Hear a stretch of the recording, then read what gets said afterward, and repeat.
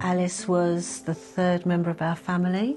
We've got 4 children. Alice was our third child. She was maybe the bubbliest one of all 4, I'd have said, would you? Yeah, she was definitely the source of life within our sort of family dynamic. But yeah, she loved a party, she loved a gathering, she loved to get together, and she was the driving force behind a lot of those times that we got together. She was the first one dancing, the last one standing, always. It was the March 2022. She found a lump in her breast. So it was obvious there was a problem, and eventually she was told she had triple-negative breast cancer. It was quite an aggressive cancer, and she would need chemotherapy and also a mastectomy, and after the operation she would need radiotherapy. So it was going to be a 9 months to a year's treatment. And it was quite a gruelling period ahead. I think what upset her most at the time was having to pack up work. And so when she finished her treatment, we all went out together as a family, and she really enjoyed that first glass of champagne, didn't she? It was a lovely moment, wasn't it? A lovely moment. Yeah, she felt she'd got there. We felt that, didn't we? And through the treatment, she was saying, I'm going to celebrate at the end of this. And yeah, it was a special moment for her. You know, she was grinning from ear to ear, and it was just one. Yeah, it was good. One glass, but yeah, she really enjoyed it. Just prior to her mastectomy, and she had a reconstruction at the same time, she had some pains in her back, and it was just put down to sciatica or something of that nature. Over time, the pain in her back got worse. It's like she couldn't do anything without horrific pain in her back. Horrific pain. It was obvious that there was another problem here. Yeah, they couldn't address the pain. They couldn't establish where or what was the cause of it. Eventually, on the 16th of December, they came back and told us that it had spread to her spinal fluid. So it was going up through her spine into her head and setting off like fireworks. That was what the pain was. So, and there wasn't anything else they could do for her.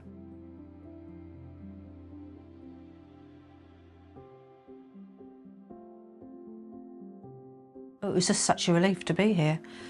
It was somebody suddenly was taking control of hopefully her pain.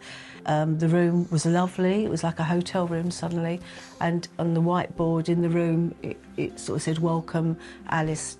And to come here, it was calm, and it felt like, you know, the staff here took over the situation for us. Alice loved Christmas, absolutely loved Christmas, didn't she? It was like her favourite time of year. Each year would be a big Christmas, and sometimes Christmas we'd have up to 24 people and you know, Alice was very much the centre of all that. She really, really loved Christmas.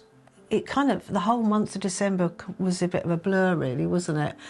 I think, but yeah, I think it's that time of year, and everything's going on. Everyone's going around their normal business, and it's just, and we were in this sort of bubble of visits. But she still wanted Christmas. She was very, very conscious. She bought presents for some of her friends' children, and she wanted to make sure that everything was delivered to people at the right time, and she wanted it wrapped. It was probably the best Christmas we could have hoped for in the circumstances. Yeah. I mean, in the morning, Alice was actually, when she did wake up Christmas morning, she was excited about it. The family come to visit her. They brought some presents. The granddaughter Posy came along, opened some presents, spoke to Alice, and Alice actually was quite good that day. She, in respects of she was chatting to her. They got her into the chair, hoisted her into a chair, and so she's able to. She wanted some pyjamas on. She wanted to be fresh and look nice for the day. They did us a dinner, Christmas dinner. Yeah. We sat and had dinner with Alice. So it was, I'd say, a good day for Alice in the in the, you know, Yeah. in the best way possible. Best way possible, yeah. I think possibly Christmas Day was the last day that she actually was chatting.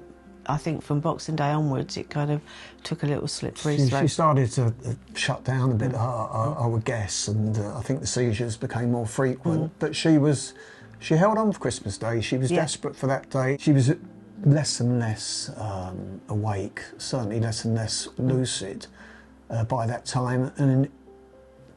But she was peaceful.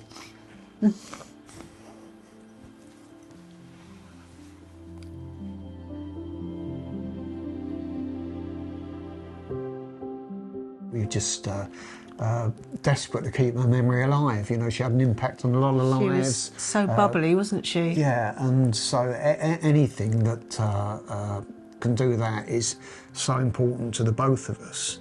And if some good can come out of it, and there's some money raised for Fairhavens with this Christmas campaign, what could be better? That'd be the best thing ever. I think Alice will probably be laughing at us now, saying, "What are you doing, Mum and Dad? Can't believe you're doing this." Can't believe you're doing this. But we are.